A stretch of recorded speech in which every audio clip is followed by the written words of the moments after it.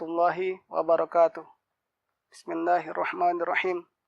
Alhamdulillahilladzi nazzala al-Qur'an fi Ramadan ka syahri siyami wa syahril barakah fihi hudal linnasi wa bayyinatin minal huda wal furqan. Allahumma shalli wa sallim wa karim wa barik ala sayyidina Muhammad wa ala ali sayyidina Muhammad. Kaum muslimin rahimakumullah. Sesungguhnya Allah Subhanahu wa taala yang Maha Mulia menurunkan Al-Qur'an di bulan mulia, bulan Ramadan, diwahyukan kepada manusia yang paling mulia, Nabi Muhammad SAW, melalui malaikat yang paling mulia, malaikat Jibril. Maka mulialah orang-orang yang bersama Al-Quran, mulialah orang-orang yang membaca Al-Quran.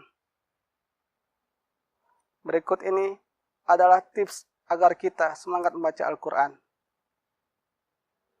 Tips yang pertama adalah mengetahui fadilah dan keutamaan baca Al-Quran.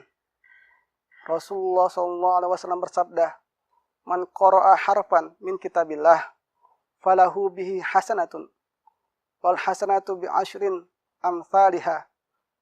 La aqulu alif lam mim harfun, walakin alifun harfun, walamun harfun, wa mimun harfun." Barang siapa membaca satu huruf dari kitabullah, maka baginya sebuah kebaikan. Dan sebuah kebaikan dilipat gandakan 10 kalinya. Saya tidak mengatakan alif lam mim sebagai satu huruf, tetapi alif adalah satu huruf, lam satu huruf, dan mim satu huruf. Hadis riwayat Tirmidzi. Bahkan Rasulullah SAW bersabda, orang yang mahir membaca Al-Quran bersama malaikat yang mulia lagi taat. Adapun orang yang baca Al-Quran dengan terbata-bata dan berat atasnya, maka baginya diberi 2 pahala.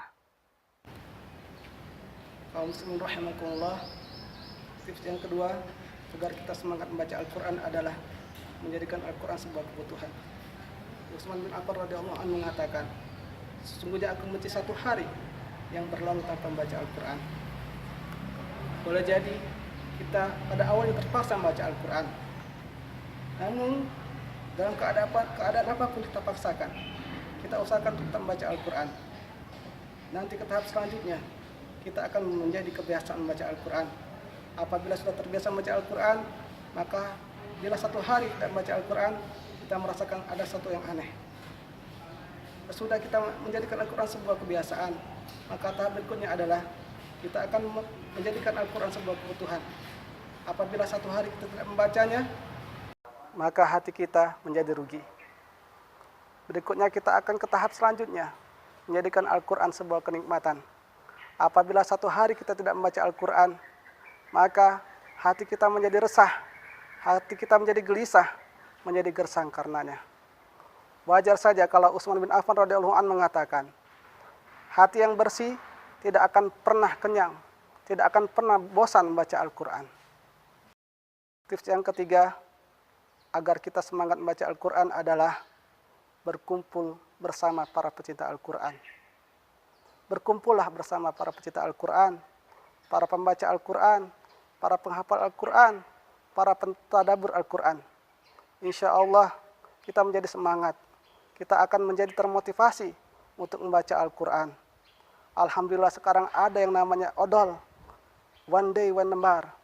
Ada yang namanya odot, one day one juz. Kita pun dapat mengikutinya. Tapi akan lebih baik lagi apabila kita belajar bersama guru yang ahli di bidangnya. Khairukum man ta'allama al-Qur'an wa 'allamahu. Sebaik-baik kamu adalah orang yang mempelajari Al-Quran dan mengajarkannya.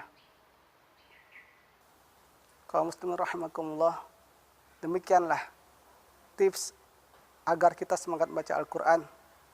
Mudah-mudahan kita senantiasa membaca Al-Quran dalam setiap hari kita. Jangan lewatkan satu hari pun tanpa membaca Al-Quran. Allahumma arhamna bil Quran. Wassalamualaikum warahmatullahi wabarakatuh.